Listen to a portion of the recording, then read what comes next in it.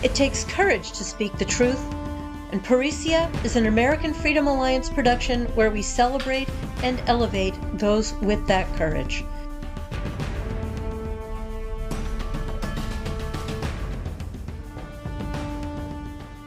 I'm just incredibly delighted to be speaking with Jakob Nordangård, if that's how one says it. Am I close? Yeah, you're pretty close. Jakob Nordangård. Okay, I won't even try that. Thank you. Jakob, though, we'll go with that.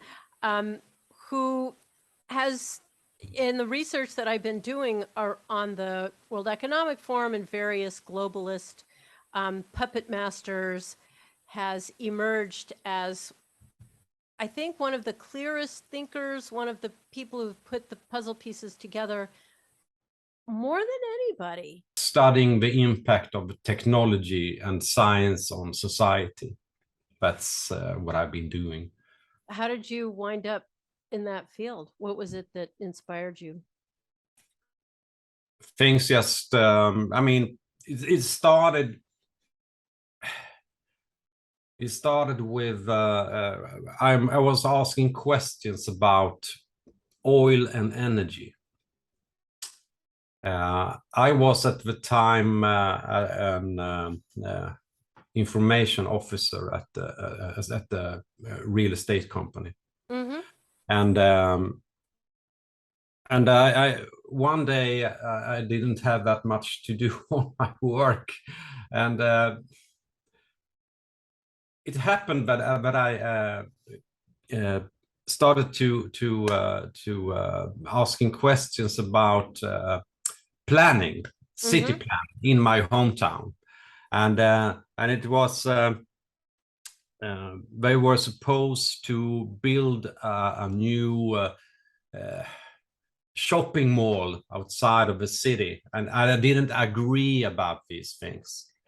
So because I thought that the city center would die if they moved all the shops out in the suburbs. Right. So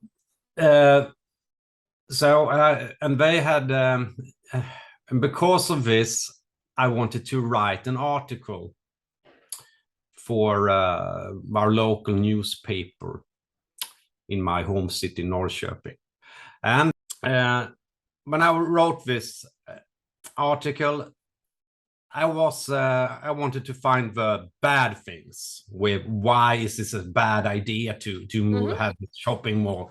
And one of these things was, I had heard when I was like 17, 18 years old, that the oil would run out in 30 years.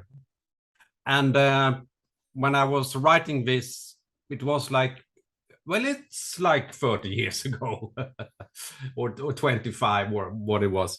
So I just wanted to find out, how is it today?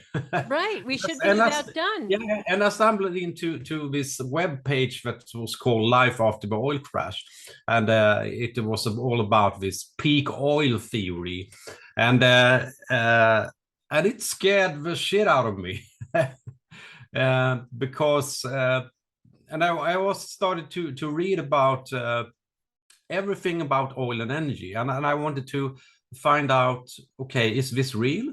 I mean, this was just a web page that talked about these things, but it said that a lot of oil geologists say this, and it's very urgent. We have to do something now, and if this happened, all the society will just crash, and we won't have any freedoms left, and we will more or less have fascism and everything. It was so scary. So I bought every book I could on the subject about oil and energy, and I wanted to find out, is this correct? And after half a year, I decided that I couldn't work at my at the real estate job, and I had to find out more about these things. So I went back to university and started. I was trying to find a subject that covered this with energy, and the best of them was geography. And geography has always been one of my favorite subjects, even as a child. So it was very natural for me. So I went to the university and wanted to find out and find people that know things about energy. And so I came there and started to ask questions as a student. And I said, do you know anything about this peak oil theory? Is this dangerous? And they didn't know anything, nothing. So this led me to think that, okay, I have to study this myself. I have to do this myself and do all the, so I learned everything that I could about energy and oil, and also renewables. Because I wanted to find out, is it possible to use renewables as a substitute for I found out no. No.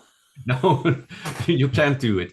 And I wrote a couple of the student papers about this. And I got in contact with a lot of people that were, I mean, scientists that were for this theory about peak oil, and also those who spoke against it. And at the same time, the climate issue became very big. It was the time of Al Gore and the inconvenient truth. Yes. And I saw this inconvenient truth video everywhere in the when I went to shop groceries. It was right beside when I went to a cashier. It was there. Inescapable. More important than the candy.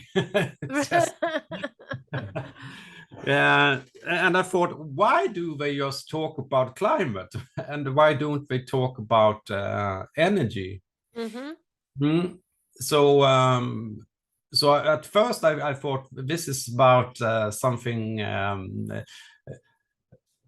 They want to hide the fact that the oil is running out. That was my first theory I had,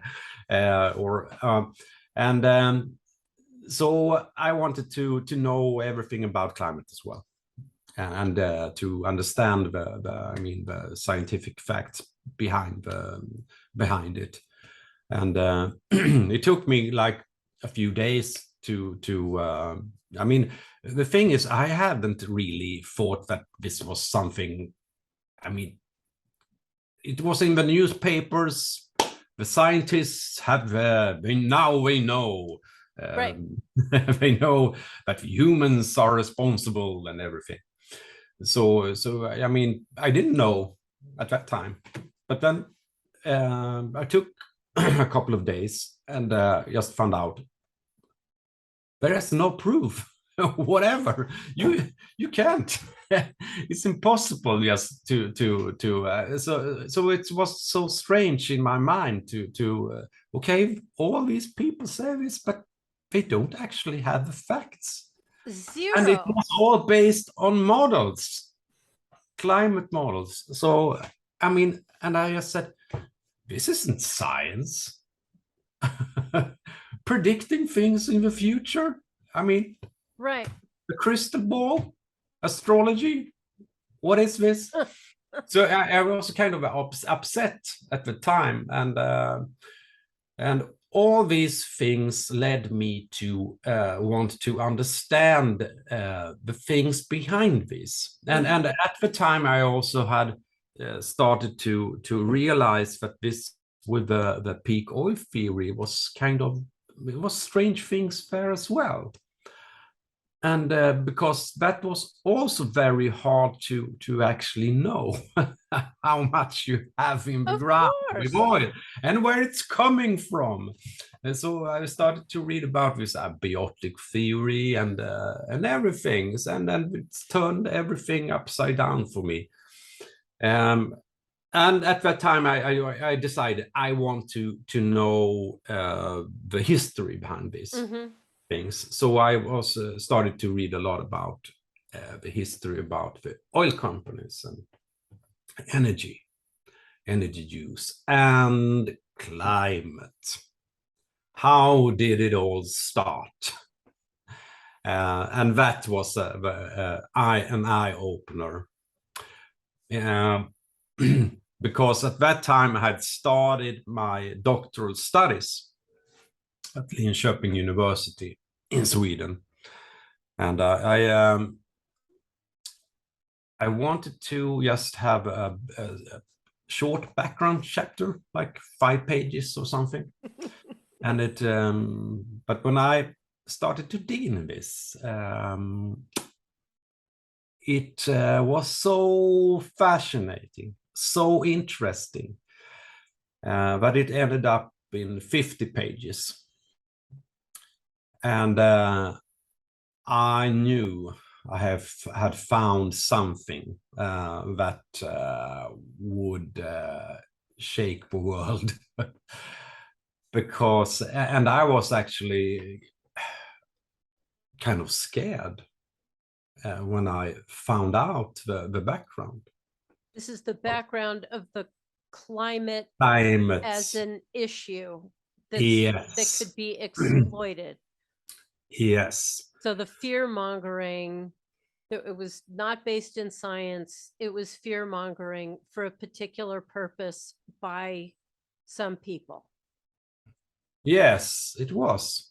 And it was, I remember, and I wrote this in my working paper that I wrote, Thoughts Leading to Action. But it was like a military operation. So who was running this military operation? Yeah, the thing is, it was a lot of foundations involved, big philanthropic foundations. Philanthropic. Yeah, exactly. Misanthropic. Yes, that's a fact. Yeah. And it was the Rockefellers, and they were one of the most important players in this.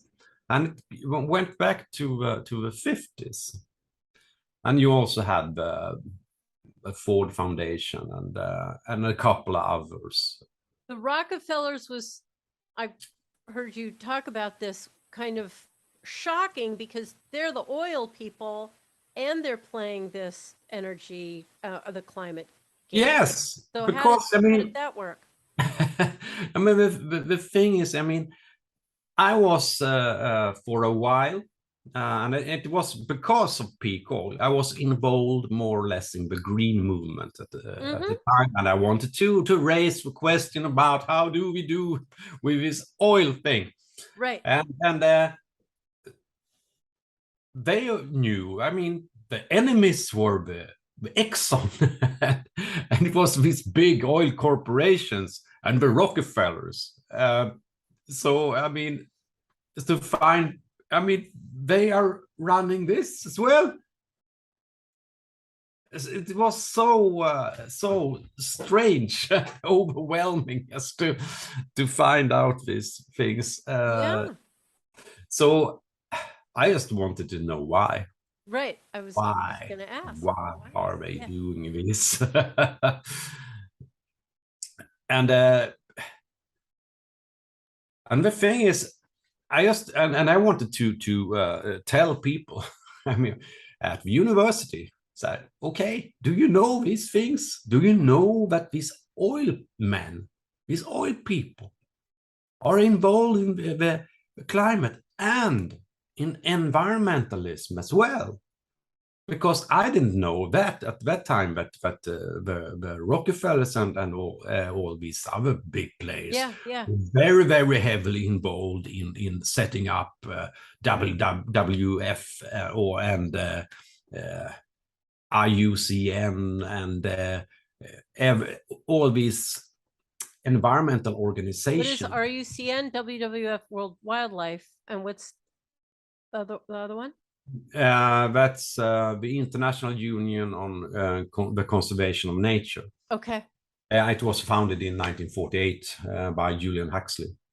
And I found out that a lot of things happened at that time in 1948, and the Rockefellers were set up a conservation foundation. Another perfect opportunity to craft a new world order of some kind. Yes, I mean, and we have been working on it for a long time, and environment was, I mean, the main thing, because what I had been thinking before, it was, I mean, since I was a teenager, I have been kind of, I mean, the Mr. Global, those guys that are planning things and are managing the company, the Earth. The Earth. Yeah, yes, I saw them. I saw the environmental movement as an opposition to this. That must have been. We are the nice guys. We are trying to do the right things for the planet. We're trying to expose those guys, and then find out that, okay, they were actually very, very behind the same environmental movement. And I mean, that's how they win. I was just going to say, so that's why, that's the way to win. And the rest doesn't matter. It's all, it's about winning. It's about power. It's about. And you get all these people that supposedly don't like you work for you. As you can see with Greta Thunberg. Yes. Yeah. Isn't she a scary little figure? Yeah, she is. Yeah, it is scary, and actually, I wrote about the background to Greta in my latest book, The Global Coup d'etat. Which is not. Is it in English? It will be very shortly. It's almost finished, and but we have to print it, and I hopefully will be out later this year. Your Rockefeller book is in English. Yes, it is, and I'm reading that, and I've been recommending it to everybody. Yes, that it is. It is deeply chilling, but everything that you write is terrifying. Sorry. I know. Well, not blaming the messenger. It's scary stuff. And if you go into this as a lover of the planet and believing in conservation, and as you said, these are the good guys and these are the bad guys, finding that the good guys are in fact the bad guys, and then discovering this incredible web that they've been weaving. So you said Rockefellers and the Ford Foundation. Who are some of the other misanthropic organizations? And then who are the good guys? So first the philanthropic organizations, all these people crafting this, the plan for us. It's a lot of. So there's Gates. I have this. Yep, I see Gates. Bilderberg, the United Nations, of course, Open Society, absolutely, Rockefeller, Ford, and I can't. Is that CFR? No, who's the top left? It's Carnegie. Oh. Yeah, Carnegie, Rockefeller, Ford, Rockefeller Brothers Fund, Open Society, United Nations Foundation, that's Ted Turner. Bill and Melinda Gates Foundation, and Bloomberg. That's And one. Bloomberg. How? Oh Yeah, my Bloomberg goodness. philanthropist. You mentioned, well, yeah, in the presentation you did at Malmo, so those are the philanthropic organizations that you just cited, but then there's corporations that have bought into all of this too. To Visa, MasterCard. Yeah, of course. And they are, I mean, they are connected to World Economic Forum. I mean, they have Right. that's a hub for these Right. people and corporations and philanthropists, and everyone is involved there.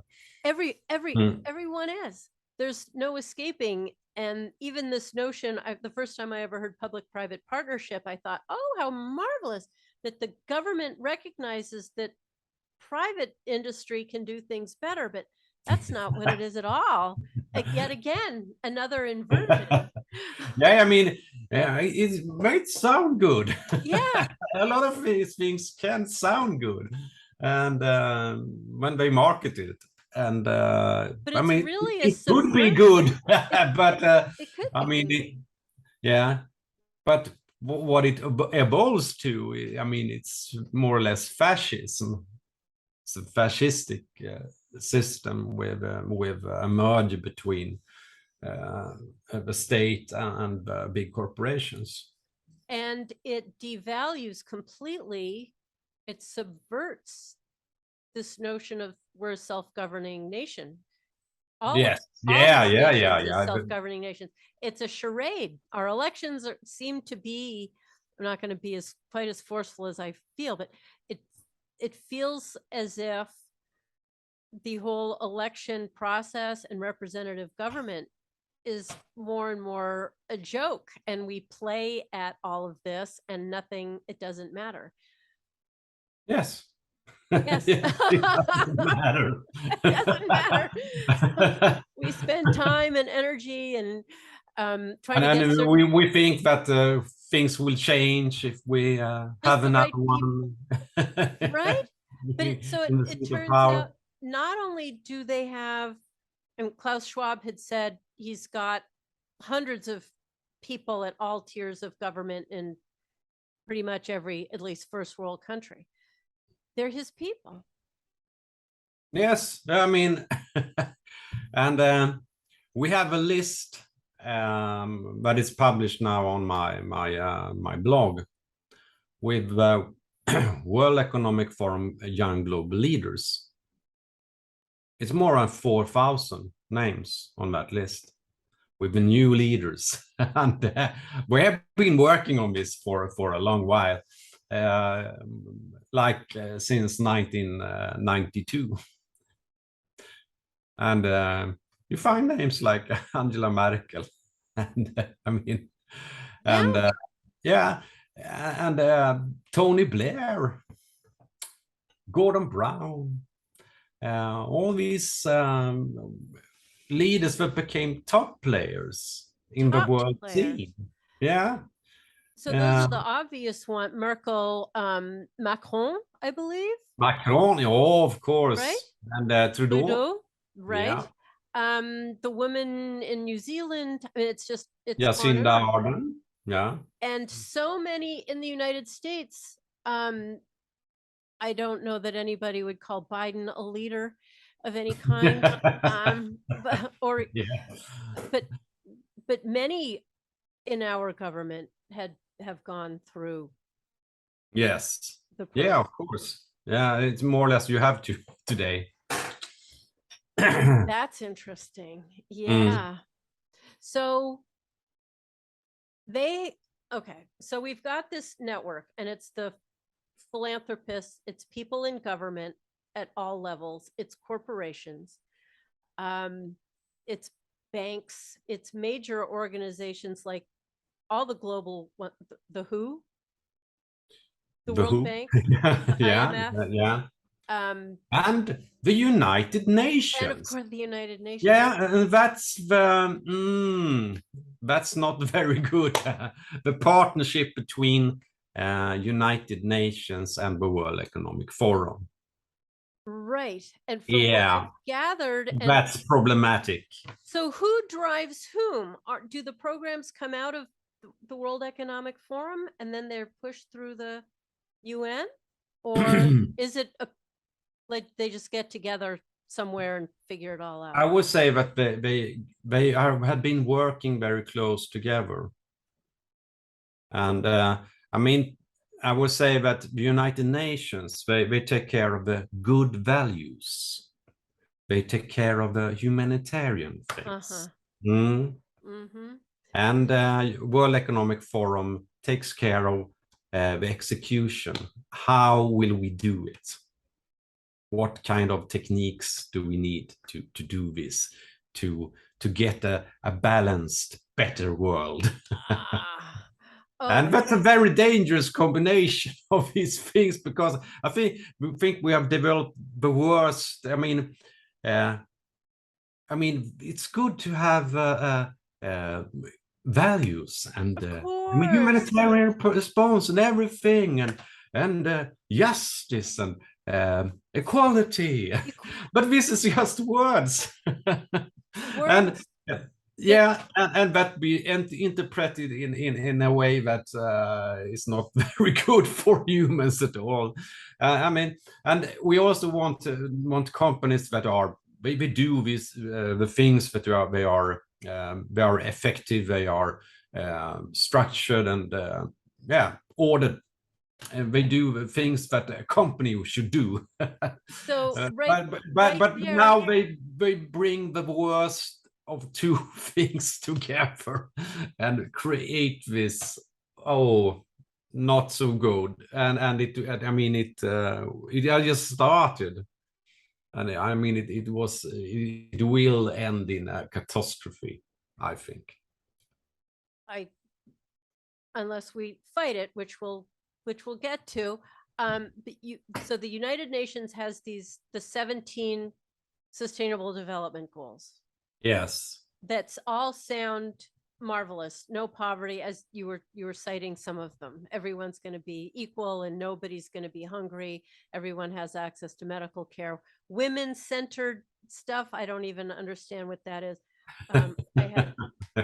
Right? I mean, seriously, what does that mean? I wrote a blog. Our planet, leave no one behind, promote peace and how can you be against these things? They're so marvelous. Be prepared, right? Listen to be prepared. Yeah, exactly. So we're all Boy Scouts now, except we can't be Boy Scouts because it wasn't fair to girls. So we have these 17 Sustainable Development Goals that are the ideals. And by the way, your blog, you have written up about a number of them, and you're going to do the whole series, right? Yeah, the thing is, I have to correct you on this, because the thing what I'm writing now is about the our common agenda, and that's 12 commitments to achieve the Agenda 2030 with these 17 Sustainable Development Goals. So it's they want to solve the same it's kind of the same things, but this is more, how do we execute this? How do we do it? And our common agenda was the Secretary General's report. Yes. With Guterres. He wrote in 21 after their 2020 meeting that they had in June. So already June, they were already deciding that COVID was sufficiently catastrophic. Yes, and they had to change the system. Everything about everything. Everything. And this is the answer on the Great Reset, the conspiracy theory. Yeah. That we say it is. I mean, and we have all these videos, we have all this material that we're talking about the Great Reset. But I would say that our common agenda is the United Nations answer on this, how to achieve this. And I would say it's more it's like they want to create. I write about it in my latest article. To create a digital world brain. It will manage everything on the planet. And it's so megalomaniac. It's so mad. So, and it's hard to what take is in that that? they really want to do these things.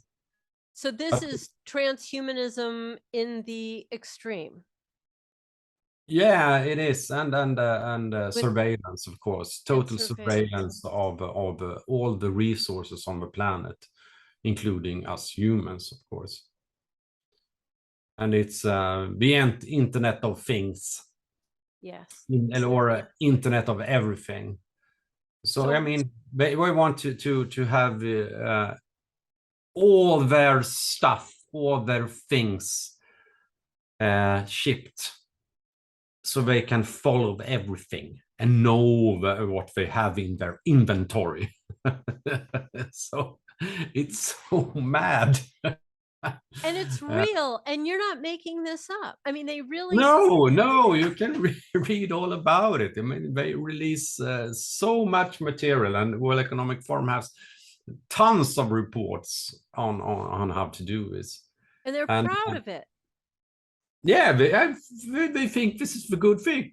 Yuval Harari. They think they have solved the problems of the world, and I think they think, but hey, we are the nice people. We are actually trying to do something good for the planet. So do you really think like this? Do they really think that? Do they really think that there is that utopia of that kind is possible, and that they have the means to get there? Yeah, some kind. I mean, I wrote. I mean, I wrote about the Rockefellers in my book, and it's obvious that they have some utopian thought in this. Yeah. And I mean, John D. Rockefeller, he said, he was like, God gave me the money. Oh my! I mean, he was Christian. I mean, he was a Baptist and everything, and he read the Bible every day. So manifest but he had this thinking that because I'm much better because I follow God, and God gives me these things because, I mean, it's this theology that if you're successful and all the bad people, they are not following God. And now they are more like playing God themselves. It's like they want to achieve God didn't do this good enough. We can do it better. We can create. We can perfect the world. We can take over God's place and make this a paradise. Right. So I think a lot of them actually think this, and it's it's the meaning to do this, and it's I mean, and I have some part in the Rockefeller book that talks about Pierre de Chardin. The French theologians, and that talks about how this God's plan will evolve with us taking over, and we are going to develop and more or less become transhuman or post-human, Chardin said. So they are more or less taking this this philosophy, and, because it fits the plan. So this isn't so. Rockefeller felt manifest destiny. His great wealth was a sign of God's favor, and he was supposed to use it in this good way. But you're right. I think my thinking has been that we've gotten the argument these days is more that we feel we've transcended God, and it's the secularism that's allowing this. We're the ones now making these decisions. Yes. And you find these people as well. But I mean, Julian Huxley was one of them. He was into secular humanism and also transhumanism. Aldous' brother. Yeah, exactly. Aldous that wrote this dystopia novel. But I know, I mean, he knew what he was writing about, because I mean, it was the some of in the British elite that they wanted to achieve this society, perfect society. So it was less a warning and more a, I don't know what. No, and it's I mean, if when I read it first time, I thought this is kind of a warning. But, yeah. But you know, when you know about, when I read it again, it's no. This is the society. If you're bred for, yeah. And that it does seem increasingly where we're heading, both from the technological point of view, but also the philosophical viewpoint of man in his environment, because they know best. Yeah, and I mean, it's as I found out about the climate agenda and environmentalism, it's very, very deep steeped in eugenics. So I mean, it's all these ideas with perfecting and the betterment. I mean, and the Rockefellers, we have is the betterment of society, betterment. So talk about eugenics some more, because that's misanthropy as well. Yeah, it is, and we know what happened when the eugenics movement was very strong, and how it ended. Every time. Very, very bad way. And I mean, they took, they decided, oh, we can't use eugenics as a name anymore. So we have to, make something new up, to market it in a new way. What is the new trend? I mean, and now we have genetics, of course, and it became transhumanism. But it has always been there, and when you look on the background to the environmental movement, they were all eugenicists. Really? That was Julian Huxley, all an overlap. and the Rockefellers, all these top players, and I cover also the Population Council, and I mean, we have that is a very big topic as well, the human problem, too many humans on the planet, and I mean, John D. Rockefeller III was very big on this, and the Population Council. And when they met for the first time, it was all the people were from the into eugenics. And I mean, the top was kind of heading this Population Council. He was the head of the eugenics society. So it's so connected. I mean, and that was kind of shocking for me to understand that. Okay, and also see the parallels with the Nazi Germany and what happened in Nazi Germany, and the Green Movement and everything, going back to the countryside and everything that was a part of this movement before Hitler came to power. So, and that was okay, an eye opener to see this. Okay, it's the same things happening. And then we have Bill Gates Foundation and his family connection to he's very Margaret Sanger. Very into these things. Right. Margaret Sanger, and Margaret Sanger were a friend of John D. Rockefeller Jr.'s wife, and they gave money to her and everything. So I mean, it's everywhere. And this idea that she, just this lovely lady who wanted girls to to be able to have, sex without worrying about things too much and not ruin their lives, as Obama had said. And you must run into this all the time when you try to tell people, no, it was eugenics, it was this, it was that, it was getting rid of little Black children, which of course it still is. They just scream you down. So you must find this, well, I know you found this with your PhD thesis, that the Club of Rome actually the Club of Rome. You? The thing that was about the European biofuels policy. And I was mapping out the actors involved in how to make policy of it. And one of the top players in this, that was, he was in the European Parliament, and he was responsible for biofuels in the Parliament for the legislation to run it through the Parliament. And he was a Swede, or is a Swede, like me. And he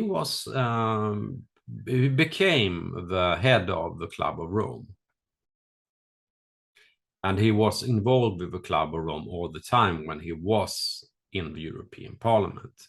And I found out that he wasn't working for the party that had, but he was, he was supposed to be for the Christ Democrats. Kristdemokraterna. The Christian Democrats, yeah. Yeah, the Christian Democrats, yeah. And but he worked for this global agenda. It was the Club of Rome, and also an organization called Globe that I write a lot about in the Rockefeller book as well. And when this doctoral thesis was finished, because I had written all about these things, and his connections, and how it's connected to the Club of Rome, what the Club of Rome is, who they work for, and everything. So he got a copy of his thesis 2 weeks before I was supposed to defend this. And he didn't like this.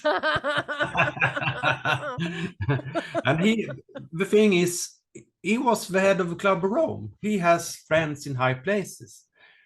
He knew a lot of professors at my university. He knew top people in Sweden, politicians and also business people. And they didn't like the things that I exposed. So he tried to actually stop. Isn't that stop it from he was a master in lobbying, but because that's what he was doing. But he didn't succeed. No, he didn't. No, because what would we couldn't say anything, because I have been very thorough in my research, and footnotes on everything. I'm sure you could. I followed the process totally to understand this. So, okay, they wanted this. So the only thing they could do was actually to see that they could spread rumors, of course, about me, that I wasn't trustworthy, and they could also see that no press release. Because I was interviewed for a press release, and also being a part of they had this magazine that covers things that's happening at the university. But after he had intervened, wow, never went out anywhere. And my department's website, we didn't say that because usually you just, oh, now we have a new, come and see our Right. and this is the Dr. Thesis that and everything. Read it here. Nothing. Nothing. Is it So published now? Yeah, I mean, it's published. Is It it was published published. in English? I actually had it was I was recently interviewed by Catherine Austin Fitz, and afterwards Yes, it went I saw a it. few days later. One of who had seen me, he had downloaded this Ordab Cow, the political history of biofuels in European Union, and he had translated it for me. So eventually I will have it in English. Marvelous. When we have time to do that, of course. So yeah, it was good. But it's very interesting if you want to know things about how European power politics works and how European power politics connects to American power politics. And Yes. yeah, because they are very tight, very tight. Yes, and especially if the puppeteers are the same. Yeah, they are, and we go to So, meetings, there we go. when we have this big package going through in about energy in the European Union, the same thing is happening in the United States. It's yeah, it's very interesting when you actually go into a political process and how it works, and So when and how early they start to work on this. I mean, it takes more like 20-25 years. so Alexandria Ocasio-Cortez didn't just go home after she won her position in Congress and let's put this thing together. You don't think that's how it happened? The Green New No, Deal? I yeah, have an idea. I write about it in this book. It's den globala statskuppen in Sweden, the Global Coup d'etat. That's that will be out in English. It's possible to pre-order, I could say. Fabulous. But I also have AOC in it and how it happened. Good, and good. who was working with her, and yeah, the Sunrise Movement, I think it's called. Right, and, I remember hearing about who that. funded who funded them? Right. Any guess? So what I keep discovering, and I think I was mentioning this before, these global puppet masters that are these foundations and then these corporations and these philanthropic organizations, the fact that we have elections, it seems increasingly to be just a charade, because no matter what, I'm going to make a strong statement, but I hope I'm wrong. It feels like no matter what, there are people pulling the strings that have nothing to do with who we chose. This notion of representative government seems gone at every level, at the presidential level, which whatever you think about the election, I happen to believe it was not a legitimate election They do at whatever all. we like. Ridiculous. Yeah. Down to city council level and zoning boards, that you elect people who you think are going to act on behalf of the people who elected them, but as the your member of parliament who is not acting to represent those who had elected him, but instead for the Club of Rome. It feels like this is just at every single tier. And when we have our little elections, even putting aside fraud, which is unbelievably rampant, they're still not responding to the people, and they're not even necessarily responding to their friends. They are acting in accordance with directives from above. And I cannot believe I say these things. It sounds crazy. And I know when this video goes up, we will get slammed with all kinds of warnings, and it will be taken down from YouTube. But one of your videos, by the way, I think it was your conversation, I don't remember. There was a little thing underneath it that YouTube had included saying the New World Order is a conspiracy that some people say is, blah, blah, blah. So don't pay any attention to this video. So it seems crazy, but it's not, is it? No, it's real. And you came at it not trying to expose it, but trying to help the planet. And you. Yeah, exactly. Yeah, I wanted, of course I wanted to expose the bad people that are ruining the planet. Right. That was what I was trying to do. Right. And when I found out that the background to all this, and I knew why they have succeeded. So what? But I think the time is running out for them now. Actually, more people are waking up. They're playing their hand too openly.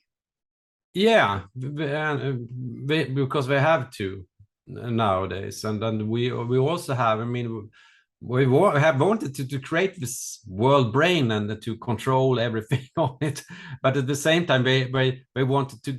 They had to give us something. They had to give us the possibility to connect all across the globe. So now we can talk to each other, and we're not isolated anymore. So I mean, they wanted an instrument for control, but we can use it for our benefit to actually expose these things, and they are kind of afraid now, and that's why they have all these fake news and all these they want to correct the messages on Facebook, and they want to use artificial intelligence to do these things, and they want to stop people speaking out. And yes, it's impossible. They can't succeed with this. They will try, but it's we don't have the we have the time now. They don't. It's going very fast so why what so you're talking about the connectedness.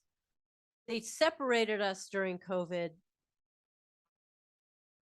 physically, but they gave us, we all got conversant with Zoom, and everything became. Yeah, and I mean, and it was a boom with, I mean, so many people. When I wrote the Rockefeller book, it came out in 2019, the year before the pandemic, Mm-hmm. and I had a small following before that as well, that was reading my things. It was mostly older guys, older male scientists involved in climate before, and also these science nerds that want to have facts for real. And it was a kind of a small group. What does that say? but I sold a lot of copies of Rockefeller in Sweden. But it was not that many people, and very few women. Very, very few women. It was like 1 out of 20. Really? Yeah. Not a lot. But what is interesting in these hard facts with climate. But as soon as the pandemic was declared, the women came. And I mean, and also all the blog articles I wrote, and then the Global Coup came out. It was an explosion, and it was so many. And nowadays, I was kind of lonely in those years at the university. I'm not lonely anymore. I have so much people that I'm talking to, and all over the world now. And it exploded during the pandemic. So things are happening. So and I think that they are, every step they take now, it's not this getting very it's worse for them because they expose themselves more and more for each time. And the thing is, what I have wanted to achieve as well is trying to map out how they do these things. How does politics work? Mm-hmm. What are the techniques? And because I found a lot of material in when I was doing this study on European Union, and how they themselves tell how we are going to do these things. How do we manipulate the masses? So I wanted just to tell how does this work, because I think that's the recipe to that makes us immune to the manipulation, to understand how it works. Because I mean, it's like an illusionist, Right. and you can he can do all these marvelous things, and you buy into all it. But when he tells you how he do it, right, doesn't work anymore. So you want to expose that, but they're also exposing it themselves. But why do you think some of us are immune anyway? Do you have any idea of that? I mean, some of, like, the women who found you in the early days of COVID, lots and lots and lots of people have completely bought into the fear, the narrative, the mass formation, all of this with the same fervor as they did with climate catastrophism. Same people have this need, and some of us just go, I don't think so. Yes. Yeah, that's how it works. I mean, we are. So that's why we can't build a perfect system, because we have these differences, and I think it's more. It's like we have. It's like God have made in his computer program. He has put these people in it. So those that want to control everything can't. So random number generator for gullibility, or that's some who want to control and some who resist control, and everything in between. But can we stop it?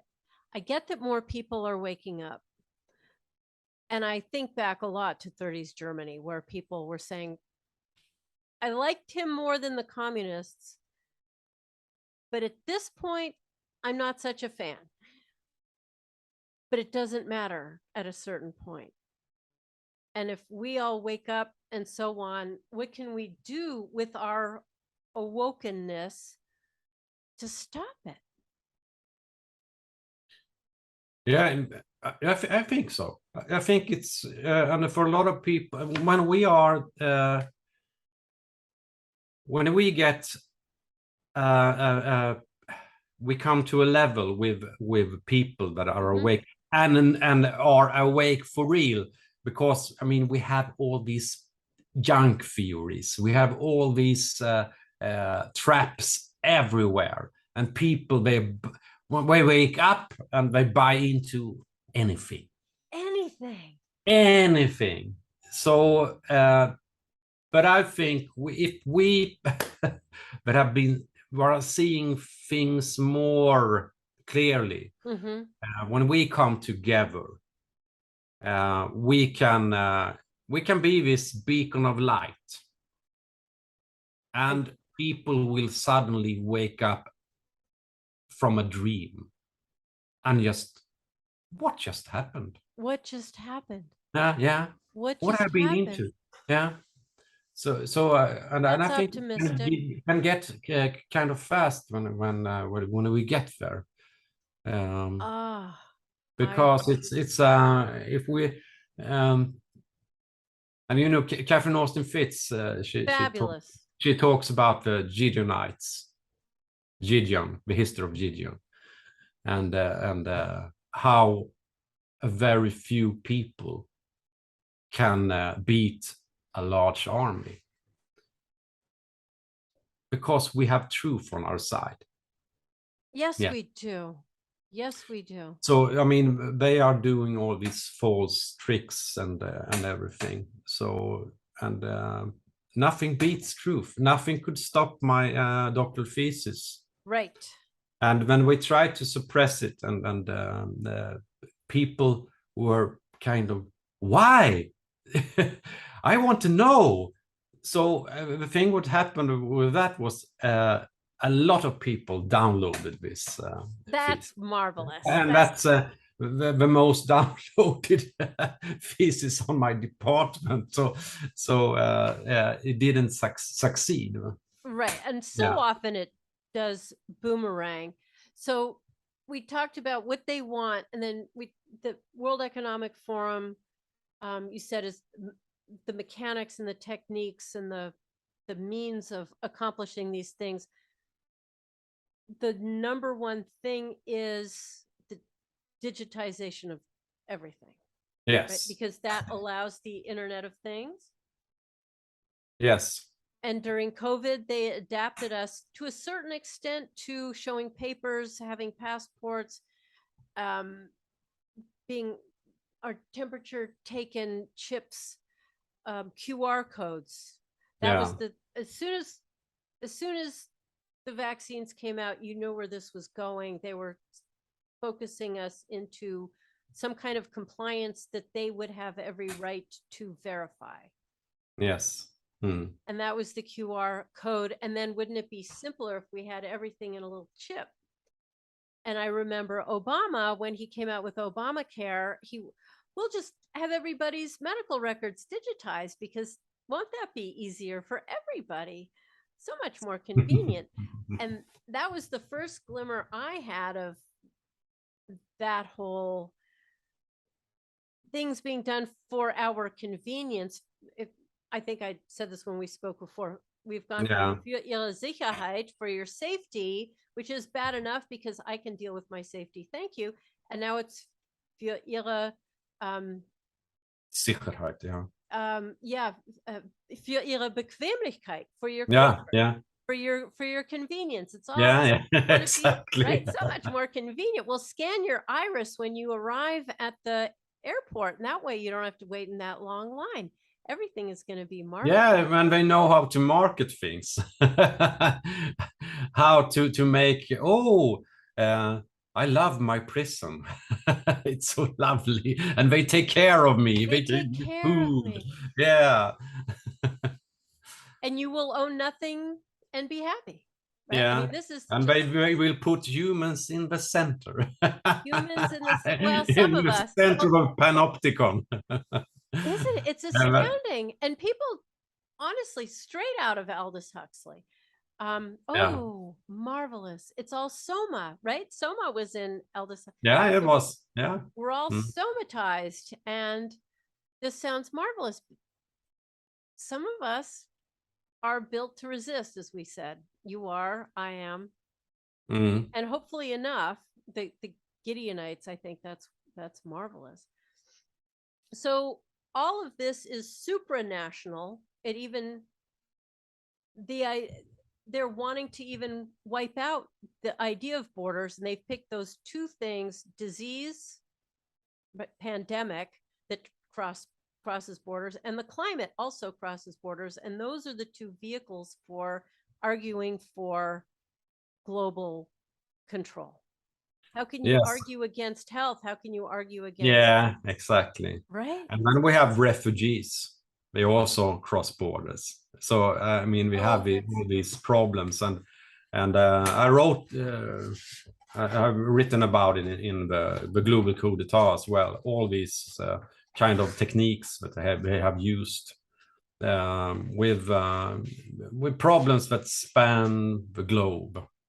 Yes. I mean, we have the nuclear bomb, of course, scare of the Second World War. So nuclear winter. Yeah, I have it in my book. All these things. Wow. Wow. I can't wait till that's in English. And of course, your client, the refugees are climate refugees now. Yes. So let them in. Who cares if they're doing all the terrible things that they're doing? Yeah, and yeah, exactly. And they also they want to mix people all over the world, so we won't have this feeling for a nation state. Right. How do you Yeah. break tribalism anyway? I mean, you can't. So this just completely goes counter to Yeah, it does. It's just total madness total doing this. Yeah. madness that Mm. requires an iron fist Yeah. to impose. Mm. And Stalin learned that.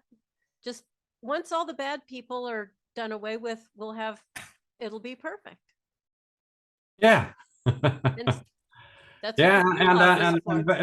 and that's the thing that is scary when we have people that they say we are working for the good. We want to get rid of the evil. Right. Yeah, because at that time you become evil yourself. Right. Right. Yeah.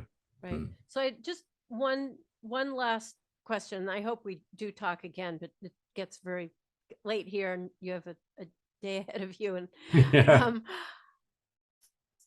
I sit here in the United States of America where we had Donald Trump during COVID. Now we have Joe Biden. How does it look from your side of the pond? What's happening? What did you think of America before COVID, before you discovered all these things? How do we look to you now? The thing is, in Sweden, United States has always been seen with suspicion, and but it tends to be more like, but we like the Democrats. Of course. They're seen as the good guys. Mm-hmm. The Republicans as the bad guys. Uh, and has been, I mean, it's a lot of reporting in Sweden about United States, more than any other country in the world, I would say. Yeah. And people are very Americanized. I mean, we have all and everything. We see America with suspicion. At the same time, we have adjusted to the American culture and Hollywood movies, everything that comes from America. um, City planning as well came from America. Everything. So they say it's this double thing, and that's what I saw with the climate as well. Mm-hmm.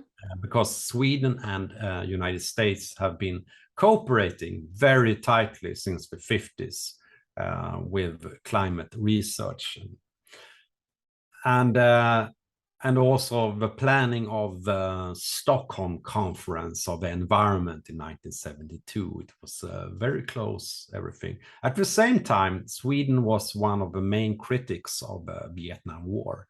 Hmm. Olof Palme, he talked about the bombing of Hanoi, and he was very, very upset against the evil Americans. But behind the scenes, we were working together all the time. It's hard when you have a yeah, so it's very double these things, because in a way we are very fascinating with American culture, and at the same time very critical against I mean the all the America as the police force of the world, and these things. yeah. And now with COVID, you were the one free nation. You were the model. Yeah, Everyone it was else, very strange it was indeed, right.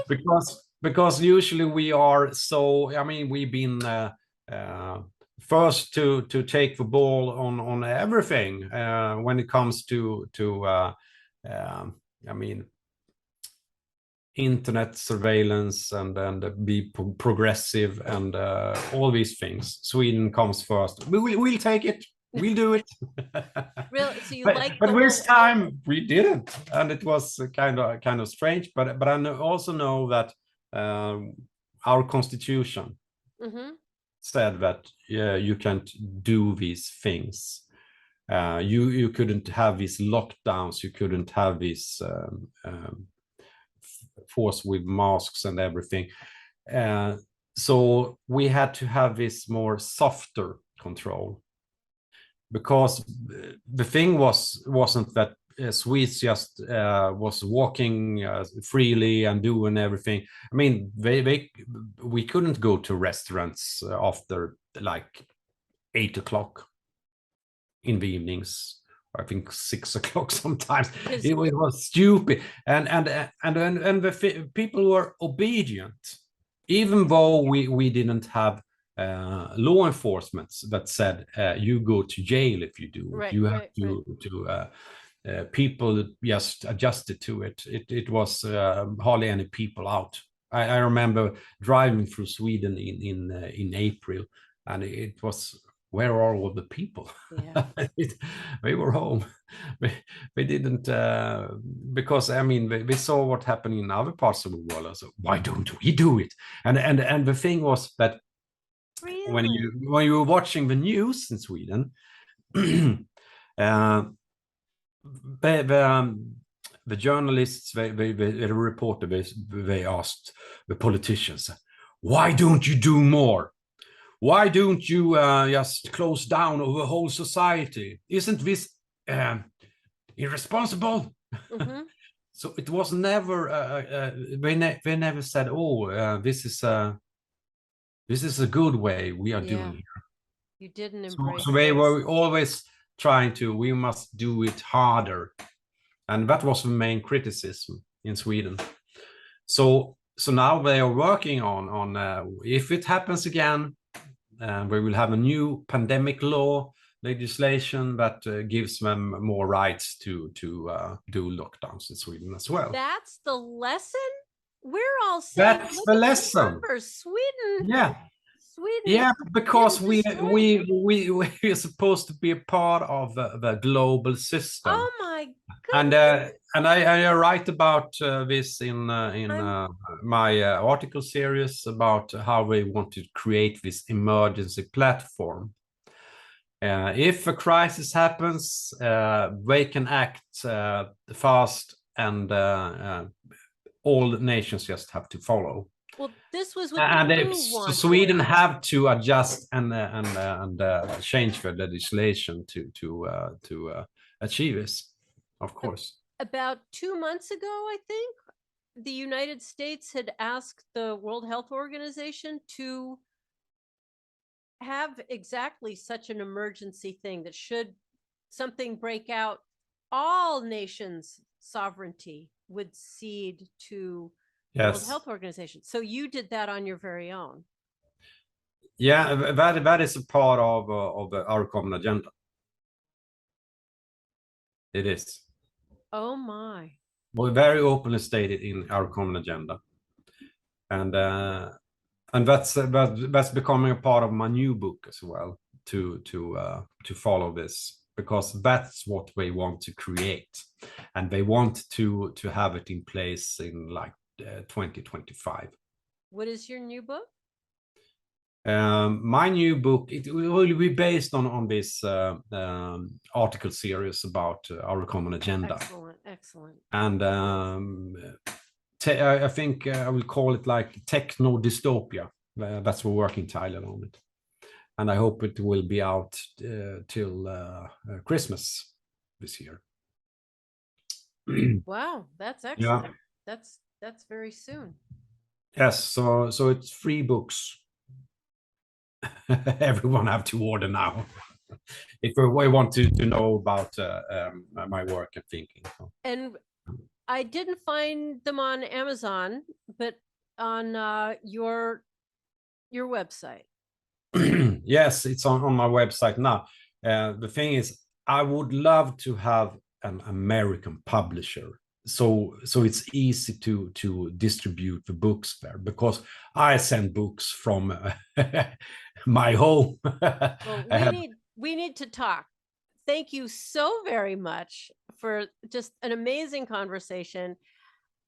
We'll have to see if I have a funny feeling that the CDC here is relaxing. They've relaxed almost everything, but I still think one needs a vaccine to come into the United States.